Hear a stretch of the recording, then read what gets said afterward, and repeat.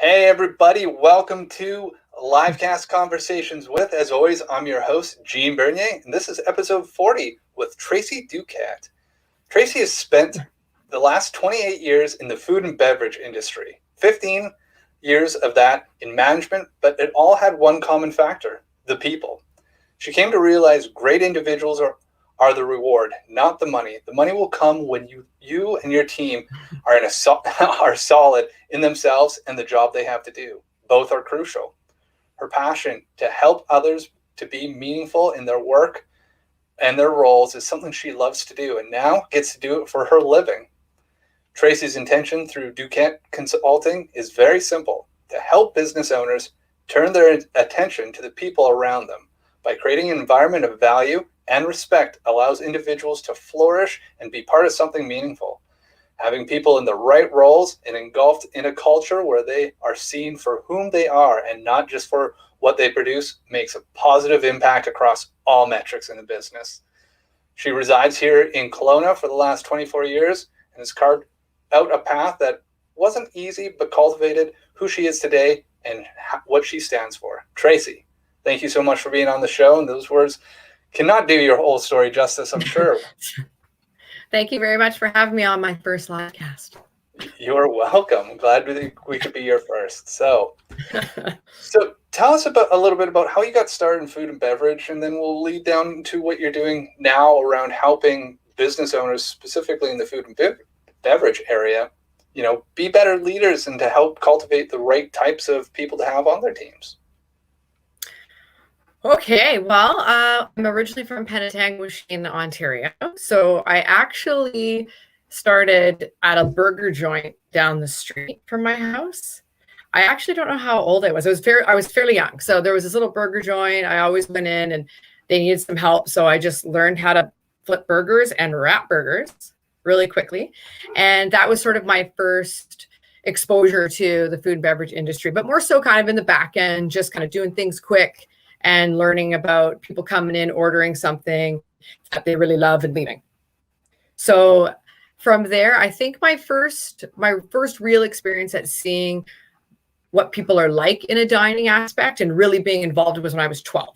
So when I was 12 years old, I walked into a Greek restaurant. It was called the Rib Bistro. I just asked her if I could work there. So she couldn't pay me, but she paid me in food. So this sounds kind of strange, but she paid me in food. So she'd cook for me, but then she offered to give me some tips because obviously there's a tip out at the end. And that was my first real kind of dive into seeing the vulnerabilities of people and all the reasons why they go out to eat and drink and so many different celebrations or sadness. And I think that was the time I just really connected with it. I didn't really know it then, but it was something brewing inside, obviously. And then from there, so go ahead. I was going to say, so at 12 is where the seed got planted. Yeah. Really good food and just being in the environment. The restaurant was actually fairly small, I think 8 tables. Oh, wow. So really tiny. Yeah, super intimate space. So being really close to people out in the front, the kitchen, it was a very small environment. So that was my first exposure to just seeing people running around and an operation happening amongst these people out there, just living their lives and eating food and drinking. Yeah. Mm-hmm. So where did that after that next? So I think next, I worked there for a little bit. And so my real big job was when I was 18, I I worked at a place called Scully's, and I think it was called Scully's Crab Shack, right on the water. It was quite large, and I started as a host. So once I started as a host, that's when it all just sort of began. I was really good at sort of organizing and like talking to the people. And eventually my boss was like, hey, do you just want to serve? I'm like, all right, sure. Sounds great. People are making money. I'm like, I'll do it. So I started serving. And on my very first shift, I had the most horrible experience. I dumped. So there was like ladies sitting in a booth, and I was taking away her muck bowl with all the broth. And I dumped it on her head by accident because I tried to pull it over, and I was like mortified, obviously. Now I'm thinking, oh my God, I can never do this and whatever. And I remember just the team being so helpful and being like, that's nothing. Like, we've done all these different things. So they built me up, and I was like, okay, I can do this. So I started serving there. I served there for a couple of years, and then I went to university. So I went to University of Windsor I wanted to be a journalist. Maybe that's a whole nother live cast. I don't know. But I went to University of Windsor, and I just worked in a pub there. I worked in a couple of restaurants. Like, I had a few jobs serving while I went to school. And after that, when I graduated, I got a communications degree. So I have an honors in communications. And after that, I put all the provinces in a hat. And I picked out Vancouver, and I just moved there. And then I ended up, well, there's lots, we could go through a lot of restaurants here, but anyways, I ended up working in a restaurant there. And then my very first management job was at Central City Brewing Company, the place where Red Racer beer first ever emerged. Oh, wow. Yeah. So that was my first management one. Yeah. And just to come to Vancouver, that was literally a draw of the hat. Draw a hat. Put it in. Yeah. And obviously, were you happy with the selection? And, what drew you to actually add that kind of like spontaneity or like even randomness to it? I don't know. I think there are lots of my memories I could go back to, and they're very clear. Like, I remember sitting in my room, and school was done, and I was like, okay, what now? Like, what do I want to do? And I had tried the advertising and journalism thing, and I actually realized I didn't like it. So I said, okay, I don't want to be here anymore. I want to just maybe go explore somewhere else, but in Canada. And I was like, okay, what if I just picked up my hat and put the stuff in it, like all the provinces, and just threw it in and went from there.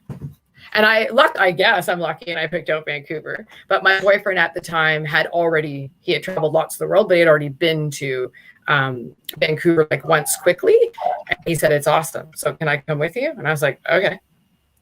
So sure, why not? Yes. Yeah. We just we booked flights, we packed up our stuff, and his mom, being the lovely lady that she is, said that if we ever do if we find a place, she'll just ship our stuff to us. So we just had one suitcase each, and away we went. Oh, wow. Picked up and went. That takes a lot of bravery, and just going, I guess we're going to find out what we're going to do. Yes. So we spent some time obviously exploring and everything, and we moved into a little apartment in New Westminster. And I was like, well, I really want to work in the restaurant industry again, but I wasn't really sure where you should go. And there was this amazing pub at the top of the street. So I literally went and bugged him like every single day. I was like, can you give me a job? Can you give me a job? I'll do whatever. Because I've already done pretty much every job, not management yet, but I've done everything. Yeah. Expo, kitchen, every day. And it was a German man named Max. And I will not forget the day I went in. He's like, okay, like the expo just quit. Did you want to do that? And I was like, yeah, for sure. Throw me in. And I started doing that. And within 3 months I was serving. And then that's when I moved to, my boyfriend got a job at Central City, and I went there. And then that's how that transpired. Mm-hmm. That's pretty awesome. So yeah. What is it about, like, when you were watching people eat and enjoy that restaurant experience? Like, what kept bringing you back to it? I think more so, like, if I had to think about it, it's just the things that you can learn from people. Like I felt like everybody had a story. Everybody is there for a reason, but they also bring like another piece of their life to you. So when you were serving, I found out like so many things about people, so many things about their life and what was going on. And sometimes you don't have a lot of time to dig in, but there was a lot of times when I had so many times I could just like sit and chat. And some of them you actually spend time outside of that, or you learn what they do and you keep seeing them again. And it was a connection piece of really seeing people for who they are outside of, say, their business life or like that professional experience. They're there, and it was really nice. Yeah. So it's an opportunity then to kind of see them with in a different role, but maybe even a little bit with the blinds pulled back to show. Yeah, that's the one thing I love. Yeah, it's the vulnerability. I don't think people realize how vulnerable they are in some states in a restaurant. Like just you see tears, or you see laughing, or first dates, or anniversaries, or making that first deal or whatever. Yeah. It's just a place that encompasses all of life's things that you can go to. I really liked it a lot. Like I just really loved it. I still do, obviously, because you're still involved in it. So still involved. So I guess maybe let's talk about like your transition. So you were in management and you've done that for a number of years, and now you're transitioning into your own consulting company. So what was some of the aha moments, or like what's led you to going from management now to going out and being able to help more businesses than just being embedded in one? So I have a clear memory of, so when I left Central City, I got offered a job to be the manager at the Whistler Brewhouse. And I'd never lived in Whistler before. So I went there, and I have a clear memory of standing in my room in Whistler. I think I was 26 years old, and knowing that I wanted to be in this business, but not sure how, why, what was going to happen. And I believe that was probably the day where I made the decision to start learning about other restaurants, like different styles, so I could be surrounded by different people and different series of opportunities and things like that, just so I could see how people in different businesses run their business, corporate, private, fine dining, pubs. So I've managed for 15 years, and I have managed in all of those sectors. So when it came to thinking about what I really want to do, because I know I want to do something of my own, I always have. I just was like, well, what can I do? And I realized what I love, and what I've come to love even more, was watching people grow. I absolutely love helping people develop and seeing them grow in their work role in particular, and just really finding their groove and the connection to why they actually get up and go to work every day and are there, and helping them be better so that when they're better, they're impacting others. And to watch that is actually quite amazing. So I realized I want to build a business around something like that, and bring it out into the world. It took me 2 years to build what I have now. But obviously, it's a bit of a mover and a shaker kind of business. So, some things have been tweaked and stuff, but that's sort of how I got there, because my role has been revamping systems, helping to develop people, really just helping connect. Mostly it would be the front of the house, but sometimes with the back of the house too, just the whole system. Right. So I just wanted to come and help other people. So is there an ideal size of business around it? And is it just food and beverage that you focus on then? Well, to be quite honest, I don't have any restaurants in my repertoire at this moment in time, okay. Which is actually quite interesting. I am doing a little advertising and sending out restaurants in Kelowna, like a couple of things from my business and stuff. But I actually am working for like an other side. I guess the tea company is sort of food and beverage, of course, but I've been helping people who actually aren't in those roles. So for me, I realized it doesn't necessarily have to be that specific thing. It's more about people who are ready and open to just wanting to dig a little bit deeper into themselves and do that connection so they can help the people around them. Right. So do you focus then with the whole team, or do you start working with the leadership to help figure out how are they going to make that alignment and drive it all down.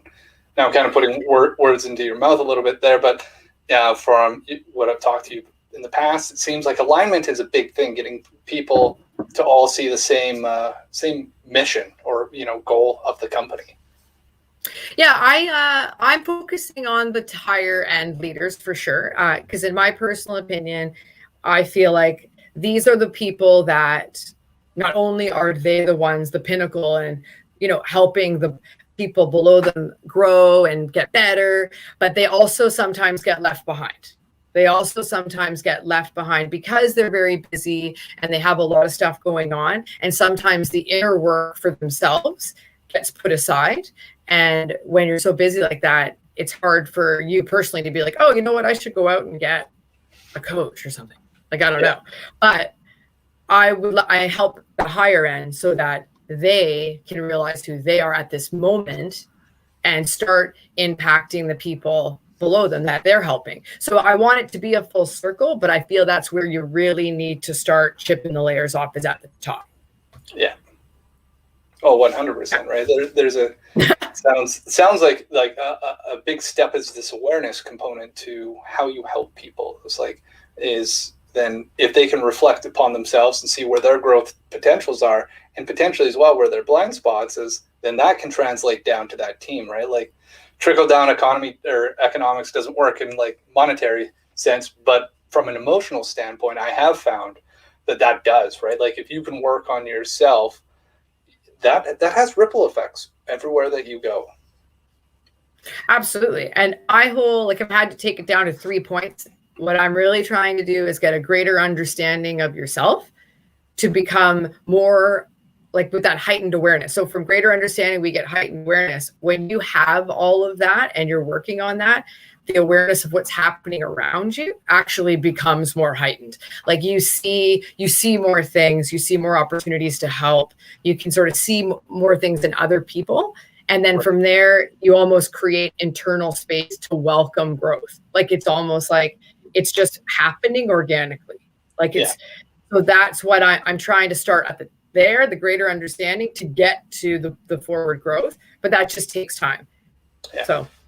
Well, I love that statement you made about creating that space to welcome growth. That's like, that really stood out. Like that's a great metaphor to use and a way to describe it to people. So it's neat where the way that, I'm taking that from you is by helping them have that ability to have that awareness. What it's doing is not actually taking more time away. It's actually creating space for the more important things and for some growth opportunities.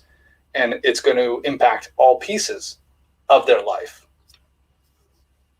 Absolutely. And I mean, it is wild what will happen when you start seeing your awareness become so much more and you start seeing these things. And I have had lots of experience in like I've been coached and I've tried to help others, and I tried to figure out like what works and like what helps certain people and all that kind of stuff. And when you become more aware, it is crazy. The things that you see is crazy. That's all I can say. Like in a great way.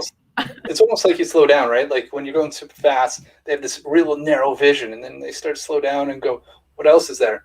Well, it starts to open up, right? Then they get their full field of vision, like, oh, I missed all these other things that were happening on the side before. This is has this been here this entire time? Be like, has this been going on?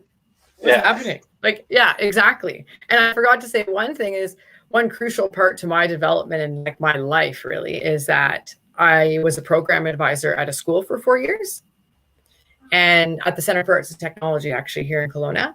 And I would have to say that my listening skills went from like a 40 to like an 80% because I was in a place where, sure, they're telling me things, like I can verbally hear them, what they're saying, but you need to look for the things they're not saying in order for them to really find out if this is truly what is for them.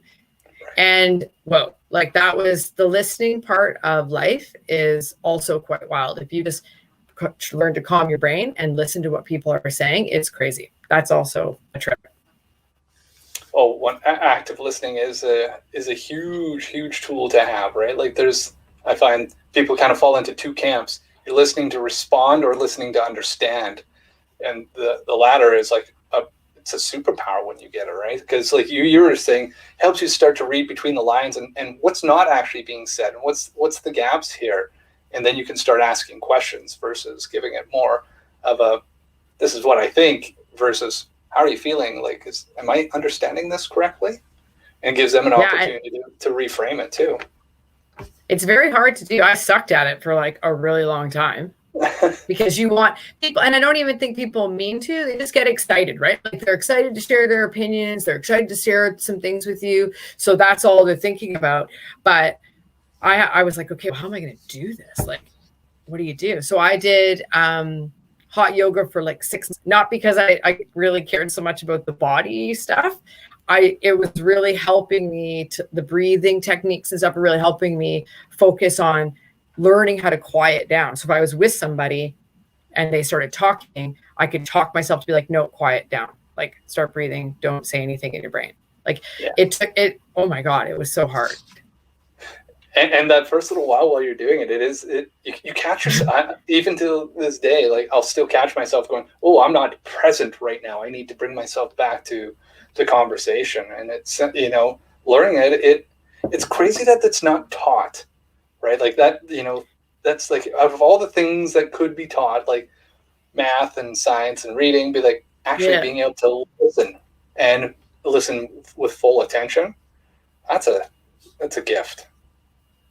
I wonder how. I don't know how. Like, it'd be a hard thing to teach, I guess, only because it's unseeable. You can't actually you could tell somebody to here try these practices, but you're just leaving them to their own devices now. Like they're just here you go, and it's all in your own mind, right? So you're right. I think they should teach maybe some different techniques, let people go out and try some different things to help them with that, because then we just can't pigeonhole everybody into like, you'll be good with hot yoga, but like giving stuff so that, like people do it and they just maybe find something that works for them and they can do a little bit each day or whatever. But it's just how can we help everybody bring a little bit more presence to it, right? And that translates, I imagine, with the clients you work with, and you see the benefit of that when they bring that more awareness and that presence into their business.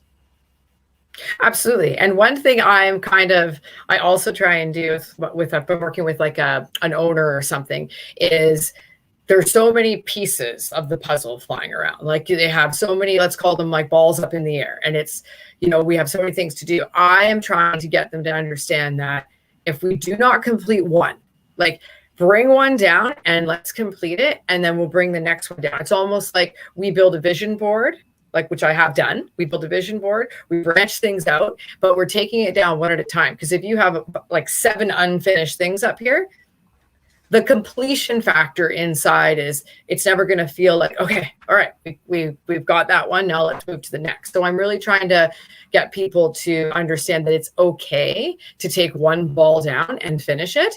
And then we can go to the next one, because that's how things get moving. Right. Instead of constantly just like juggling balls in the air. Yeah. Right. No, that makes sense. And as well, like it brings that focus to it too, right? Like it's light from, my ring light is bright, but if it was focused, it could melt through metal, right? So that's it sounds like you're trying to help these owners understand the power of focus and getting that one thing done and then celebrating it and moving on to the next thing.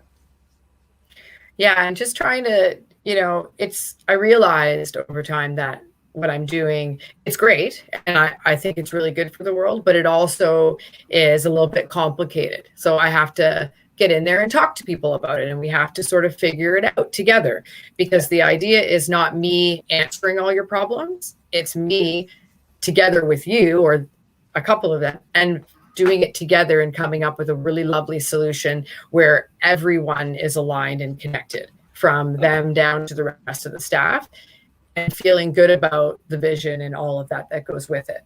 But it's kind of a talking thing. It sounds like it's a bit of there's a bit of a creative process that has to go along with it to start to surface some of that stuff and getting into it, where using your active listening skills, really could pay off dividends in that world, being able to stop, listen, and try to hear what's actually being said and ask the right engaging question to pull out the real truth. Mm-hmm. Just getting to the root of the problem, because usually the first comment's just the surface. So what is it like There's when more you first engage with your leaders and trying to get them? You mentioned vision boarding and breaking that down. Like, do you have a bit of a system that you follow to take them through that process? Well, it's kind of interesting because what I'm doing with the two companies I work now is sort of like very different. And they started sort of on the opposite ends of the spectrum. So I think, first of all, we figure out what you're looking for. My business is broken down into, there's about 3 different sections, 3 different styles, more about the packages and the leadership. And then there's like people and processes. And then I developed a new term called like the sidekick series, like not like Pilates, but for me, helping a business owner per se with the daily functions of what is happening for them so that it can run smoothly. So how I work, I mean, it's hard to say. Like when I work with the one company, that's what we've done. I went in, I assessed her surroundings, I assessed what was going on and how she was operating and what was happening. And then together we came up with a solution on how to move her forward, because it was just sort of going in a circle. And then we did the vision board and we broke everything down, and we do monthly tasks and we break things down. We very much compartmentalize with her. The other one, much bigger place. So I do a little bit of human resources stuff there. And then I'm always connecting with people. So there, I'm pretty much the deliverer of the messages when it comes to new processes, performance reviews, getting with people, talking to people. I'm right in the mix of things. So that process is connecting people by way of me sharing information with them and being a part of the group. Right. So I think it just depends. I'm really flexible. For me, if you're open and you want some help in the specific areas that I can help you with, we can chat and I'd be ready to help you. It just really depends on what you need and what you're ready to look at. Right. So it comes down to help around the awareness, the alignment, and then I really like the sidekick name that you added to it, right? You get to be their sidekick. Like, well, wait, I'm kind of like her sidekick. So I was like, I'm going to name it that or whatever. Yeah. Somebody cheering for you, but also somebody like holding up the mirror and being like, yo, we didn't finish this. Why didn't we do this? We got to get it done. You know what I mean? Like the sort of that black and white, taking a look at like the task stuff, but the emotional stuff is there too. Yeah. Powerful. Yeah. Very, very, very cool. And I just lost my question. It totally just evaporated. So I guess then, what is next for you? As we're coming out of the pandemic here, which is great. Where do you see those next steps of action for you to go help more people? Good one.